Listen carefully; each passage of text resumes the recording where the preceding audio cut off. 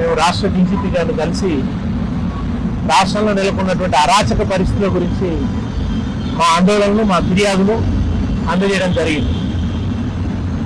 రాజ్యాంగాన్ని రక్షణ చేయాల్సినటువంటి హోంశాఖ సహాయ మంత్రి గూండాలను పంపి దాడులు చేయిస్తున్నారు.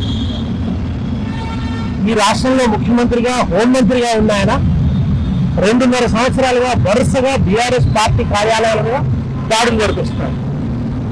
బీఆర్ఎస్ ఎమ్మెల్యేల కార్యాలయాలంటే, క్యాంప్ ఆఫీసులు అంటే అవి ప్రజల ఆస్తులు. అవేమి ప్రైవేట్ బిల్డింగ్స్ కావాలి.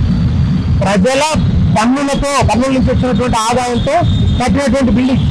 వాటి మీద ఎట్లా దాడులు దిగబడతారు? ప్రభుత్వమే ప్రభుత్వ ఆస్తుల మీద దాడులు చేయించడం వికృతము, విదూరం మాత్రమే కాదు, పరమ నేరం.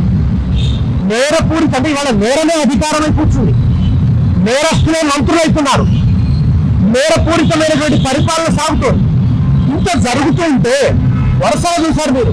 సిద్దిపేట ఎమ్మెల్యే క్యాంప్ ఆఫీస్ మీద దాడి, తర్వాత బడ్జెల్ క్యాంప్ ఆఫీస్ మీద దాడి, ఆ తర్వాత మేడ్చల్ ఆఫీస్ మీద దాడి, ఆ తర్వాత ఇప్పుడు ఇవాళ కరీంనగర్ గంగుల కమలాకర్ గారి క్యాంప్ కార్యాలయం మీద దాడి, హుజరాబాద్ కార్యాలయం మీద దాడి, వరుస పెట్టి బీఆర్ఎస్ ఎమ్మెల్యే కార్యాలయం మీద దాడి జరుగుతున్నది.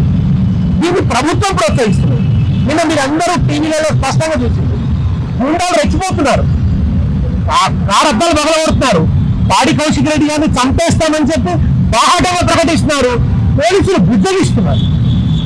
వాళ్ళ నడుము పట్టుకొని బతులాడుతూ అయ్యో పక్కకు రండి కాసేపు వదులుగా పట్టుకుంటారు, కాసేపు గట్టిగా పట్టుకుంటారు. అంటే ఇంకా 2 పగలగొట్టాలంటే ఉంది వైఖరి.